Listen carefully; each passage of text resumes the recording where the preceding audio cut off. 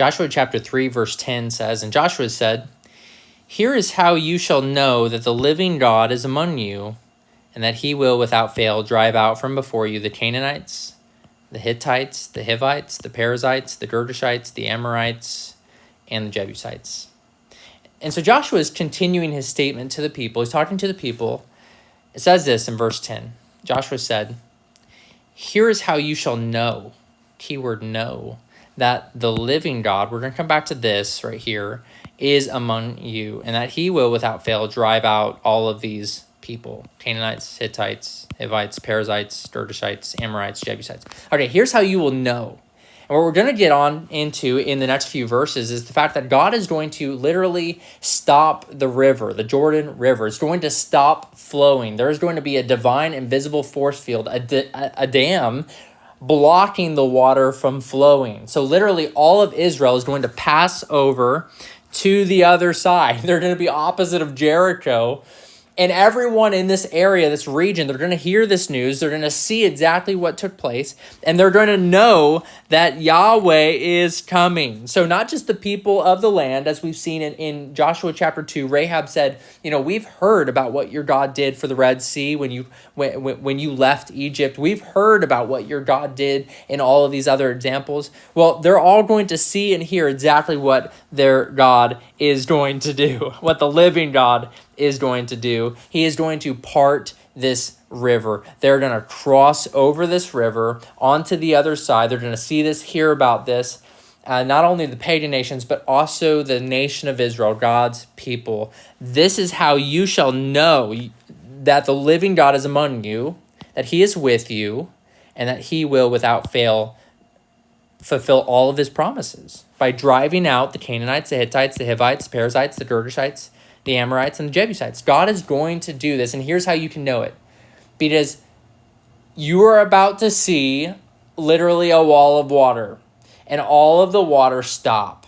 We're going to walk over on dry ground. There is going to be an absolute miracle crossing of this river, and that is how you're going to know that God is with us and that he will fulfill his promises.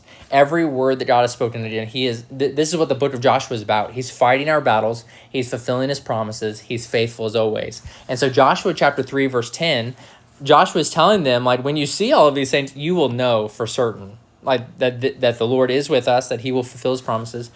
But here's how you shall know that the living God is among you. Notice this, the living God. Key name for God, key title for God, the living God.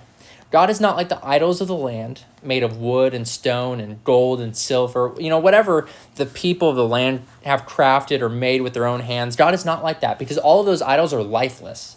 There's nothing to them. They don't respond to you. If you pray to them, if you bow down to them, nothing happens, because they're literally nothing. They don't exist. They're just inanimate objects that God has created.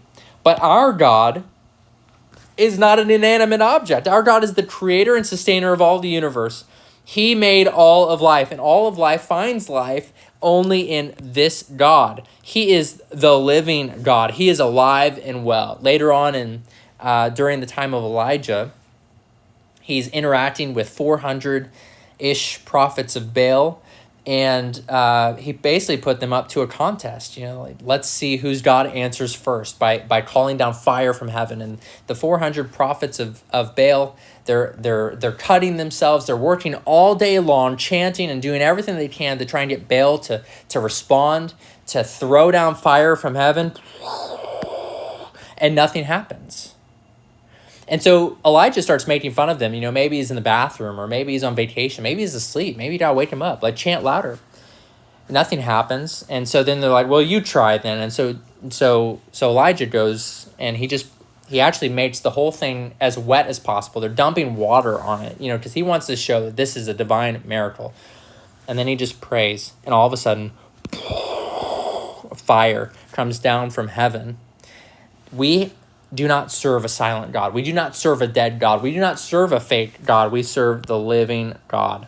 And so Joshua said, here's how you shall know that the living God is among you, and that he will without fail drive out from before you the Canaanites, the Hittites, the Hivites, the Perizzites, the Girgashites, the Amorites, and the Jebusites.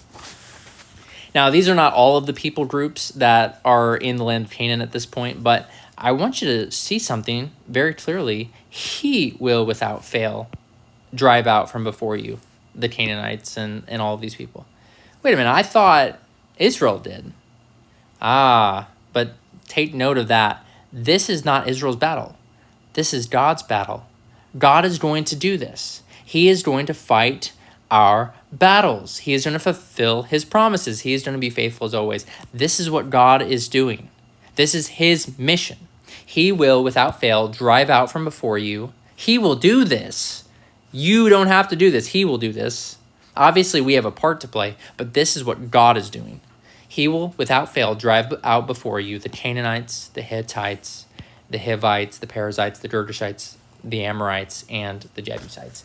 God is working in the midst of his people. He's performing miracles, as we're going to see today in this chapter. And he himself is going before them to drive all of these evil, wicked, sinful nations out of this. He's cleansing the land, and he's giving this land now to his chosen people based on his promises as before. Our God is truly faithful as always. And so this is Joshua chapter 3, verse 10.